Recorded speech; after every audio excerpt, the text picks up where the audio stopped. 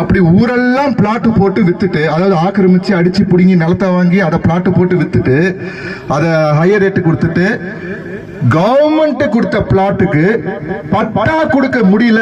கவர்மெண்டா கொடுத்தது. எதுக்காக கொடுத்தீங்க? இங்க இருக்கிற மக்கள் எல்லாம் வெவ்வேறு இடத்துல இருந்தாங்க. அந்த இடத்துல நீங்க ஏதோ ஒரு பெரிய வளர்ச்சி பண்றேன்னு சொல்லி ஏமாத்தி அங்க இருந்து இங்க நகர்த்தி கூட்டம் வந்து வச்சிருக்கீங்க. ஊருக்கு வெளியே ஊரு, அதாவது மெட்ராஸ்ல வேலை செஞ்சிருந்த ஜனத்துக்கு இப்ப இங்க இருந்து என்ன தொழிலுங்க இருக்குது சொல்லுங்க? பாதி பேர் இங்க இருக்கவங்க என்ன தொழில் பண்றீங்க?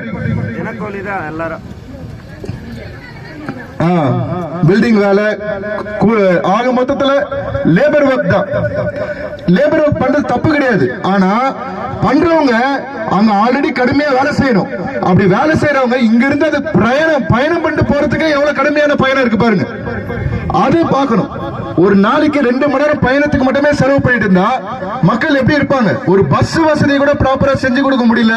பட்டா கொடுக்க மாட்டீங்க. எதுவும் இங்க கால்வா வசதி கிடையாது, குடி தண்ணீர் வசதி ப்ராப்பரா கிடையாது. பாருங்க, ரோடு பேசிட்டு இருக்கும் போது அந்த வண்டி ஒரு கார் வருது, அப்படியே குலுங்கி அப்படியே வருது.